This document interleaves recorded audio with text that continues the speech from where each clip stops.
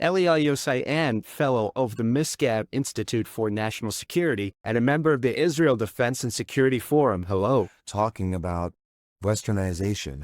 All those who do not advocate for Westernization, they understand the language of the Middle East better. They understand what Islam is, what Shia is, what Sunnah is.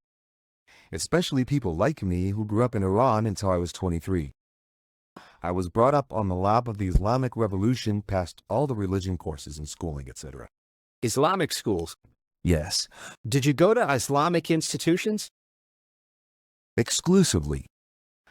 I studied 3 years civil engineering at Kashan University. So you could say when I was growing up at the time of the Islamic Revolution, I experienced the whole Muslim world on my own flesh. Shia? Iranian Shia. Then for 15 years, I was in the IDF Top Intelligence Unit. 15 years. Yes. We have also won the Israel Defense Prize on behalf of the President of Israel in the past, together with our team. So let's say on the one hand, I experienced in the flesh 23 years of the entire diversity of the Iranian Shia Muslim world. On the other hand, from the Israeli side, I have seen the entire intelligence world in depth and from all angles, and to me, it was obvious that there's a Saturday like October 7th coming our way.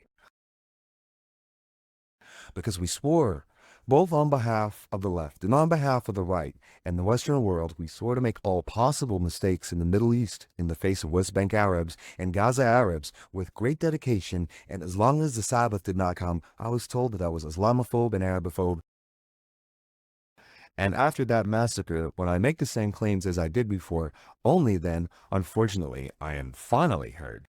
There is a gross misconception of the Israeli worldview politically and defensively.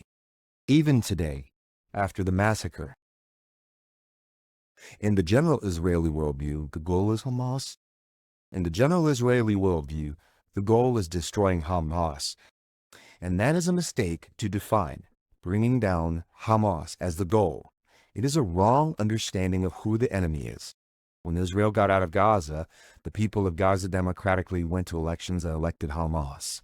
According to April 2, 2023 data, a few months ago, 65% of Gazans support Hamas. Every child who sits in school in first grade schools learns to use the Kalashnikov and N16. It's not like us sending them to after-school activities. Learning to actually physically use a weapon. Correct. In first and second grade. Correct. Their schools teach them math this way. If there are 5 Jews and you kill 2 Jews, how many Jews remain? That's how they're taught simple arithmetic. If Jews get murdered here, parents take to the streets and hand out candy. And the list of horrors is long. That means Hamas does not control Gaza, but Gaza is Hamas. Suppose all that I'm saying now is wrong. In the early days of this war, the war cabinet defined Hamas as the goal. After a few days, they realized they couldn't fully bring it down, and it became to destroy Hamas institutions. Let's also assume that Hamas institutions collapse. We won't stay in there. After a few months, we will leave, and the children of today will be the Hamas of 10 years from now. Therefore, as long as the state of Israel in the transverse sense, Who said we'd get out? we won't stay forever in Gaza. Okay, no, we'll probably have to find some sort of Arab rule Excellent. locally. I'm getting to it. 1, there's no staying forever. We can't do that. The security control will probably be forever. It wouldn't be, because they'll make us sitting ducks in the field like the Americans were invaded in Iraq and other countries. No, it would be like in the West Bank. Like we stayed in the West Bank. Yeah. I'm getting to it.